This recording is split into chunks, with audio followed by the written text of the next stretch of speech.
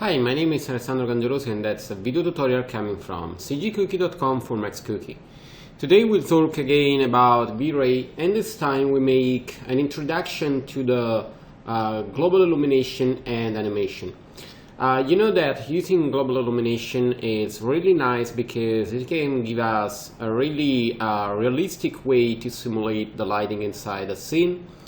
And it is perfect for exterior and interior rendering, and we have some tricks and tips to tweak the parameters to work, for example, with the interior. We worked in the past to the photoreal interior with VRay tutorial series, and you see that I'm using the scene, the latest version, so the part 9. But you can use the stuff we'll talk about in this tutorial for every kind of scene. This time we'll focus on interior rendering, and we'll make just an introduction to the global illumination problems in animation and some ways to solve it. So you know that a scene complex like this one can have some problems with global illumination, but we have to talk in general about global illumination and animation. You know that we have two different ways of animation. We have, for example, the walk-through animation. So I'm talking about just the camera moving in a scene.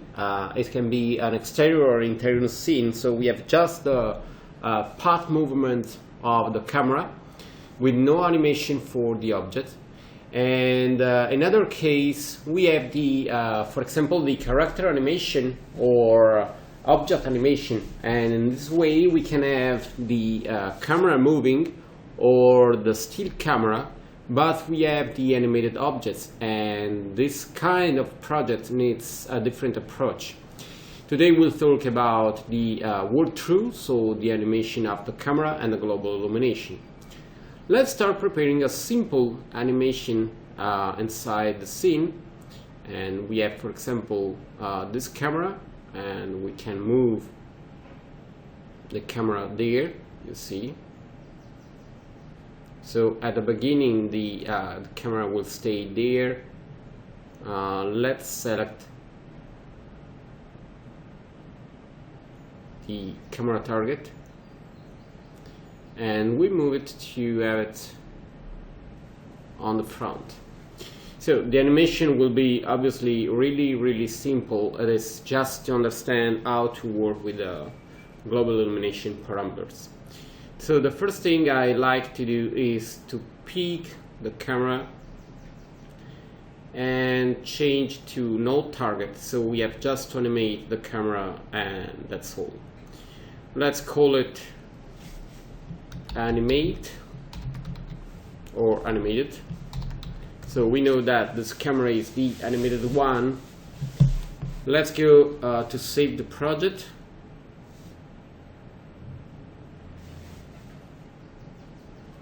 So we are talking about the April 3ds Max rendering GI and or maybe GI animation introduction. Let's copy everything, and inside we can save the project. Nice. The animation will be really simple. We'll try to animate there and maybe have just the camera rotation. So let's have maybe maximum 150 frames. Auto key, and we'll start to animate. It is slow to move because the scene is really heavy. Let's say that we have until 85 to arrive there.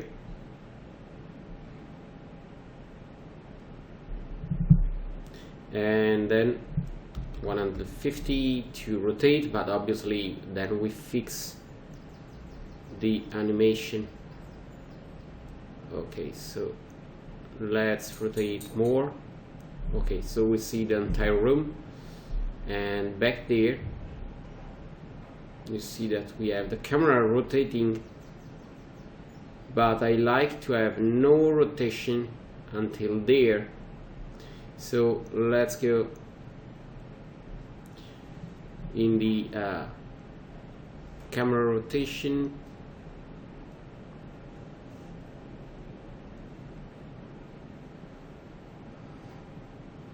We need a little bit more space. Let's say that we add a key there, and there we have 90, and we can put 90 also there. So you see that we have a rotation. Okay, let's go to check the animation there, and let's say that this one is linear and this one is, let's say, 110. Back to the first frame. It is not important that the animation will be nice. It is just important to have the right possibility. Okay, so really simple. Okay, let's remove the auto key and we can save. That's our animation. You see we have just movement, and let's close the animation there. And you know that the project there is complete. I like just to select all the objects to make a different group. Let's remove light and cameras and helpers. Then we can zoom there, and I pick most of the objects to remove it. So let's pick this part, and also this part, then this part too, and this part. Let's go to create a layer. We can create a layer, and let's call it objects, and set to height. Let's go back to work at the default layer and close there. Let's go back to see the animation, and you see that now it's really simple and fast. Okay. Another thing we have to remember is to remove the displacement. Okay. And let's go to have a lower resolution, let's say 650, and for the moment we can have no anti-alias and really low quality level there for the sampling and the subdivision multiplier, and then we have to tweak the parameters there. Let's go for a really low value, and let's go for a really low value there too. You know, we prepared a really high quality configuration last time to render the scene, but this time we have to work with a different configuration. Let's try to render a frame. You see that it is preparing the light cache, and then it starts to render. If you see with a single frame, it seems that it is working nice. It seems that we have not so much problems, but obviously we have to see what happens when we are rendering a complete animation. So for example, now we can render some frames just to see what happens.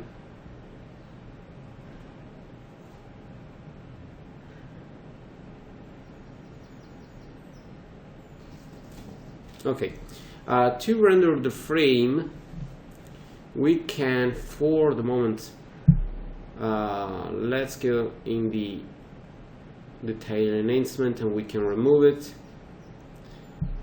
We have the single frame mode there and the single frame mode there. So we are working as always, as we've done usually. And let's say that we render something more little, 450, and we try, let's say, we try to render, for example, some frames, let's say in this way, and let's make a test render there inside 3ds Max, and let's call it GI animation.jpg.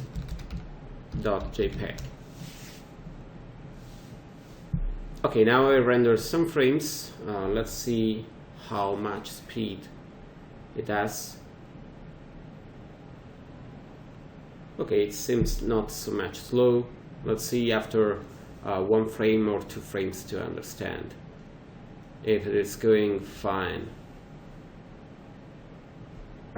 Obviously, in this way, for every single frame, we have the calculation you see of the light cache and the irradiance map, so everything is calculated frame by frame. So we'll wait to have some frames and we'll see in play what happened.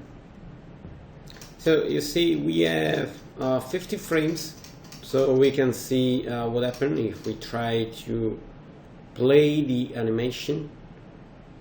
Let's go to the GI frames. Okay, nice.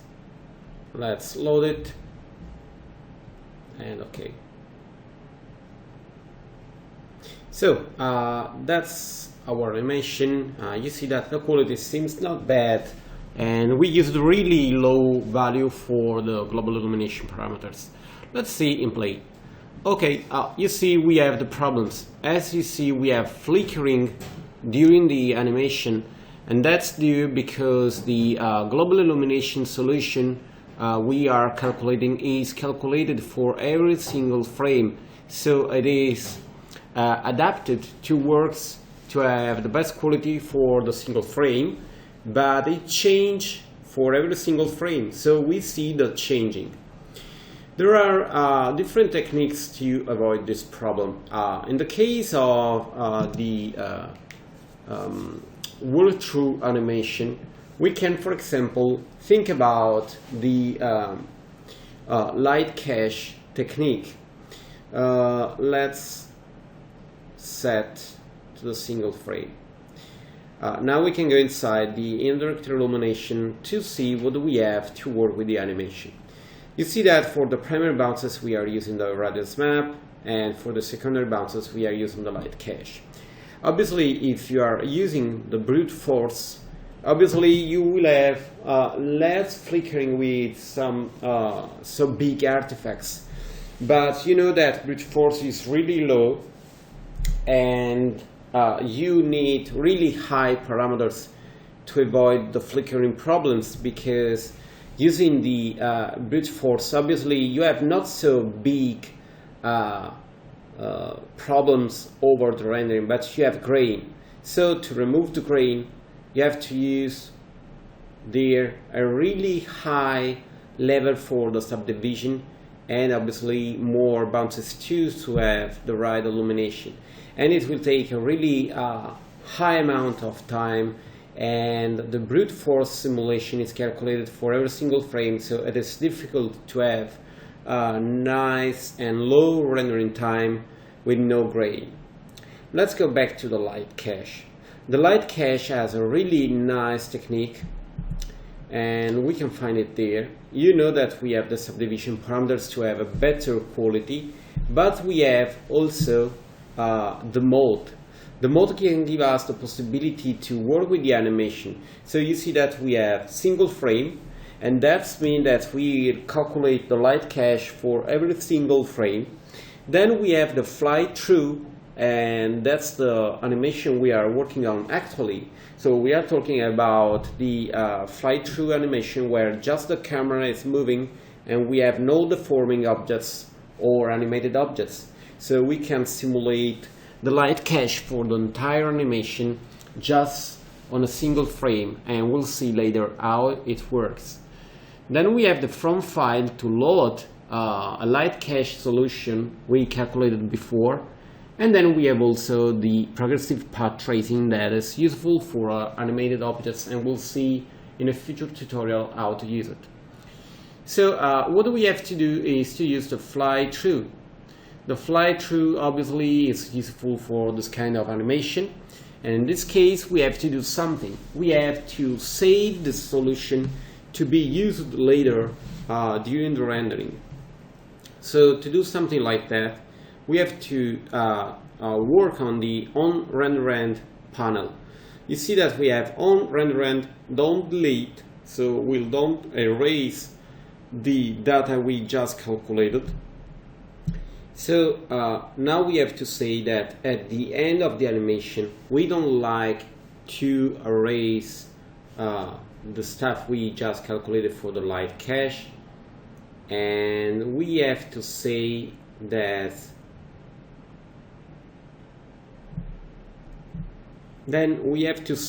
we like to save the solution, so we have to click over autosave, and we have to browse the name. Let's say that we save in the in a folder, let's say room LC for light cache, and then we can automatize the usage of the light cache saved before just using the switch to saved cache.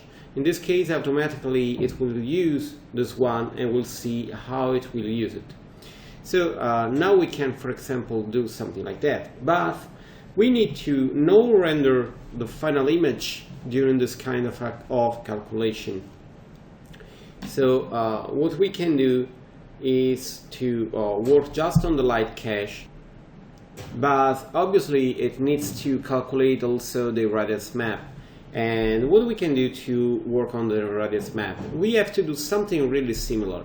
So you see that inside the radius map we have again mode, and we have single frame, or we have different ways. You see that we have a lot of modality, but this time the one I like to use is the incremental add to current map. So this way is really nice because it will create a map for the first frame with all the data needed for the frame, and then it will add just the changing data for every single frame, adding more information to the map we are saving. So we have less calculation, and it is faster, so it is really nice. We have to do the same for on the render end, so we have to say don't delete, autosave, and we save on the array on the same place, and we call it room Irradiance. Okay, and then we say to switch to the saved map to use this one at the end.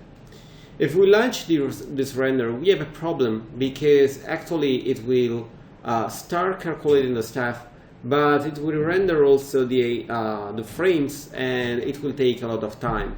So we have to use in the VRay and then global switches this option in the indirect illumination. You see that we have don't render final image. In this way it will render the GI, but it will render no final image, and that's really useful. So let's try to do the same. We can start rendering, and let's see what happened. So render. Obviously it is saying that we are rendering a sequence, an animation, but we are not saving files. Obviously it is right for us, so we can say yes, continue. So you see it is calculating a light cache, and it's calculated the light cache just for the first frame. Now it is calculating the irradiance map for every single frame, and you see that it's really faster than previous because it is adding just the information changing for every single frame. So you see it is really fast, and you know you are using less time to render, so it is obviously really useful to use this technique to render animation because we have just a part of the simulation for the global illumination and we are not losing so much time for the entire animation. You know that previously we rendered just 50 frames, so we can stimulate 50 frames for the GI, then we can click over cancel. Okay, now what happened inside the interactive illumination? You see that we didn't finish the rendering, so it has no possibility to switch automatically to the saved solution, so we have to do it manually. So in the Irradiance map we have to say from file, and we can go to load the Irradiance map we just saved. So you see now it is using this file, and you see that there is all the information saved in this map. We have to do the same for the light cache, so there we have to click over from file, browse, and we can select the room light cache. Okay, now we have to remember to go inside the VRay global switches and set to after don't render final image, because now we have to render final images. Then we have to say until the number 50, and we have to save the file, render, that's save. Obviously you see that it's just rendering the final image, so there is no more calculation for the global illumination because we pre-calculated everything before. So let's wait for this frame just to see how it works and to see how we can tweak and optimize the calculation. So let's check the rendering. So we can load in the run player again. Let's go to the right frames. Okay, open, and let's see the result. Let's go and play, and you see that the solution is really stable. We have a little bit of grain all around, but it is due to the anti-alias configuration. For all the other stuff, everything is working fine. So you see that for the fly through and the camera animation, that's the perfect solution. We can obviously optimize more this kind of situation. So let's close there, because you know we have just calculated for all the frames the solution, but maybe we can use another way to solve it. So the global illumination, when it is saved as an incremental, has all the information for all the frames, you know, because we are simulating all the frames. But we can speed up the calculation using less frames. So now we see an example. We have these 50 frames, and this time we say that we render every 3 frames. We go obviously to remove there, and we say don't render final image, and there we have to say to save on another file. So incremental at current map, and we call it B. And we do the same for the light cache. So fly through, browse, and we call it B. Now we can render it, but obviously this time we render less frames because we are rendering every 3 frames. So let's go to render, and you see that it started. We have we done the light cache, and you see that now it is faster than before because we are calculating just some frames. So it is really really fast. Now we can do the rendering. So we say to render all the frames, and we say back to save the file. We remove the don't render. We go there, and you see that this time it is finished. So it is able to automatically switch to from file and select the file, and it has done the same for the from file mode there for the gradients. So now we can render, and we can go there and launch the render, yes, overwrite, and you see that it is just rendering, and this time it is picking the information for the global illumination from the cache we saved. So we have less space for the cache because we used less frames and less time to render, so a general speed up to the global illumination calculation. Now we wait for all the frames and then we see how it works in play. So let's check the animation this time. You know that we calculated really less frames. Let's go to the right frame we have to open. Okay, and load and play, and you see that it works perfectly. So you see that we have less information saved, less time spent to calculate the global illumination, but the solution is enough to be used on all the other frames, because there is the internal algorithm that will works to create a blending between all the information for every single frame. So that's a way to accelerate and have a right and perfectly working global illumination. So at the end, if you like to render something like that, you have just to, let's go to single, then okay. You have just to use the final quality. So in this case, for example, we can go to -3, -1 with the detail enhancement, and we can say to do the incremental, and we say as the C, and we use there, for example, let's say 1600, and we say to fly through, browse, and we'll save it as the C. And this time we make the all the stuff really more complex. Let's say don't render final image.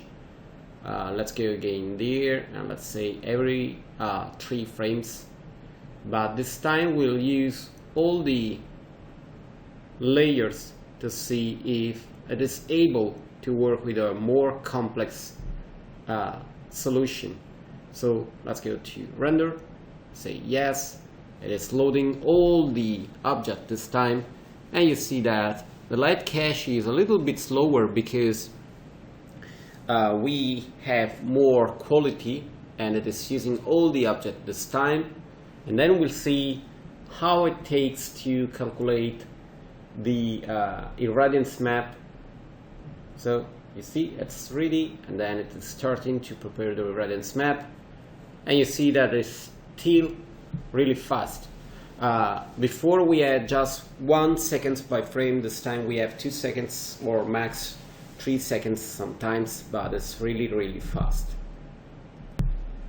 So it is ready. Now we are able to calculate the final image. We have to say to render the final frames, every single frame, to save the animation. We can use the anti-alias, and we can go, for example, to 16 and 2 just to have a little bit more quality. Let's see if there we have the right switching, yes, from file and from file.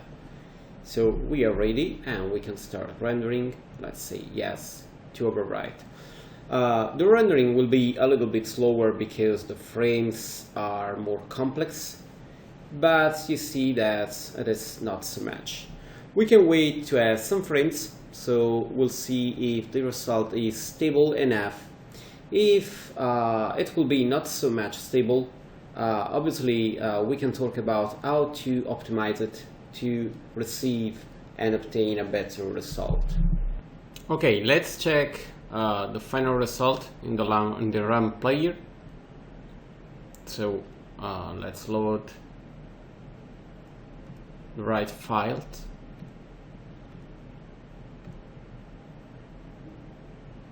Okay, and let's go and play, and you see that it is stable as before.